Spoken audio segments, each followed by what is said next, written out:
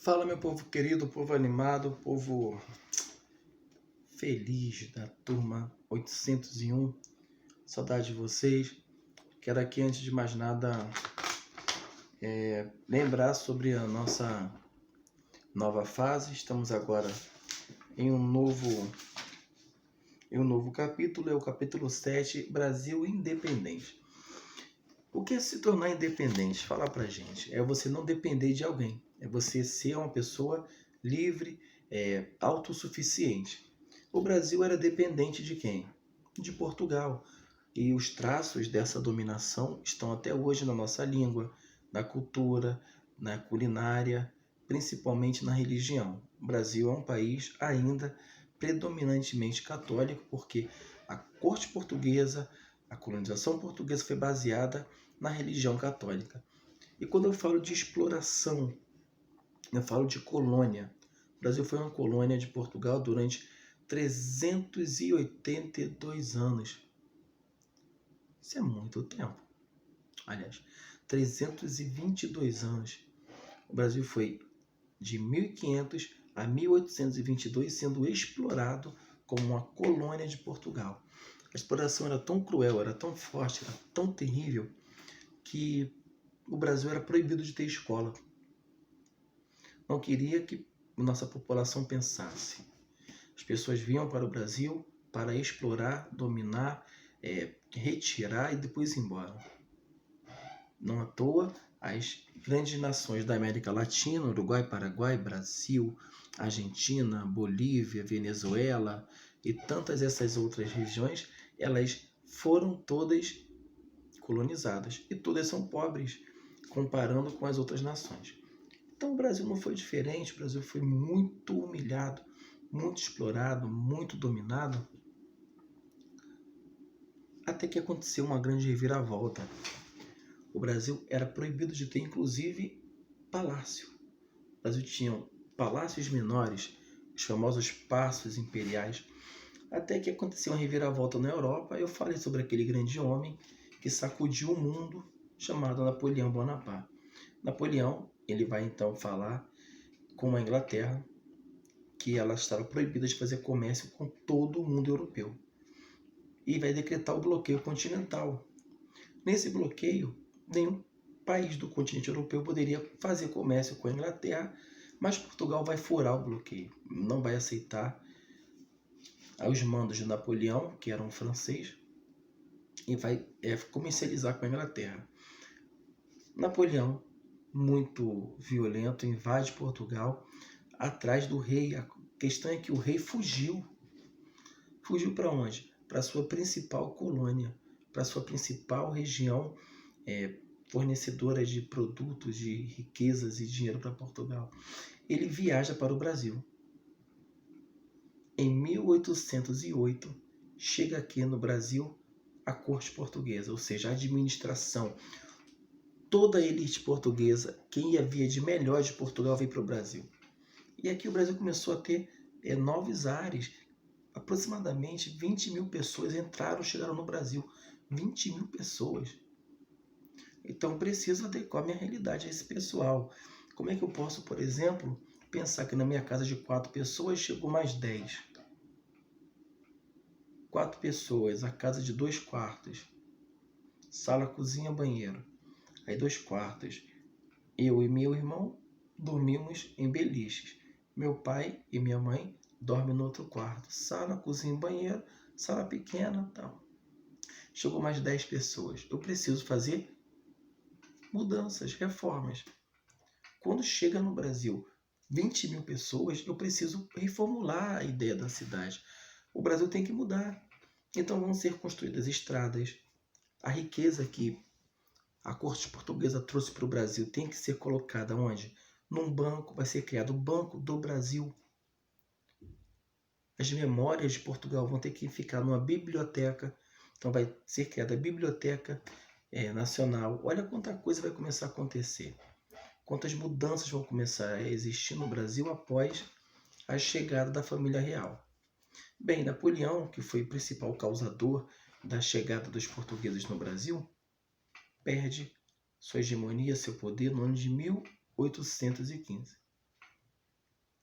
Bem, não tem mais ameaça. O que impede os portugueses, Dom João VI, de voltar para Portugal?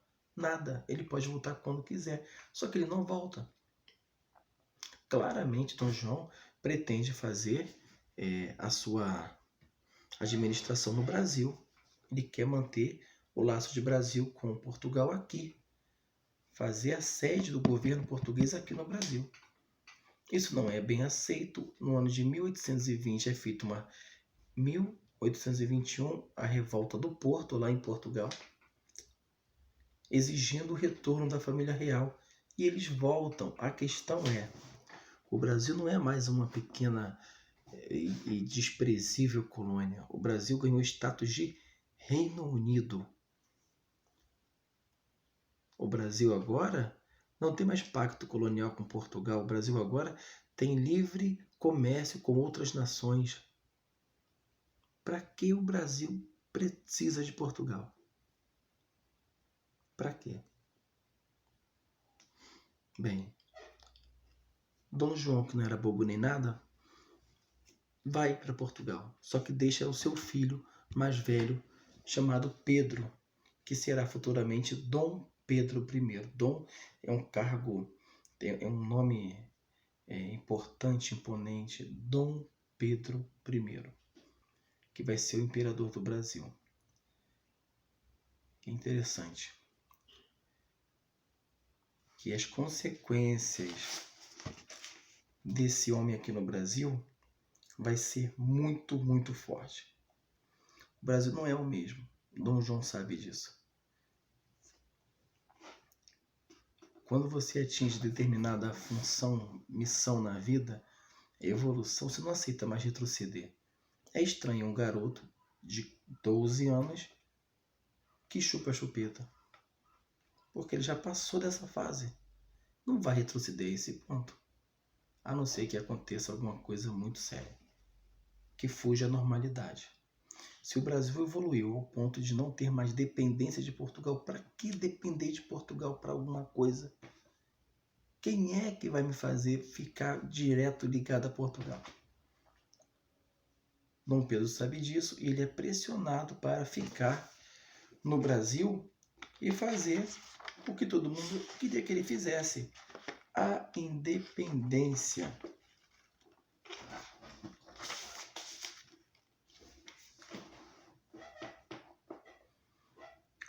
No ano de 1822, no dia 9 de janeiro, Dom João, que já chegou em Portugal, que representava o atraso, porque já estava bem velho,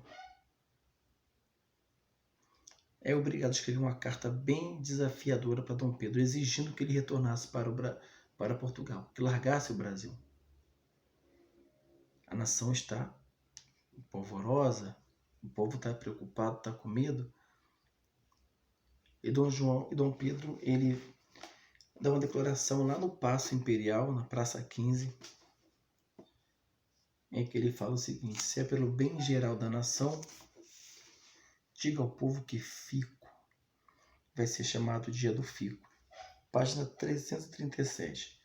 Mesmo com o retorno de Dom João VI, deputados portugueses não aceitaram a permanência de Dom Pedro no Brasil. Eles também exigiram o retorno do príncipe, que era o herdeiro do trono. O regente, porém, não tinha intenções de regressar a Portugal, visto que nem estabelecido muitos laços políticos no Brasil. Assim, no dia 9 de janeiro de 1822, vai acontecer agora 200 anos desse período.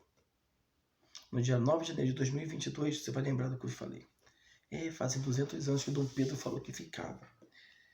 Quando ele assumiu publicamente o compromisso de ficar no Brasil. E esse dia ficou conhecido como Dia do Fico.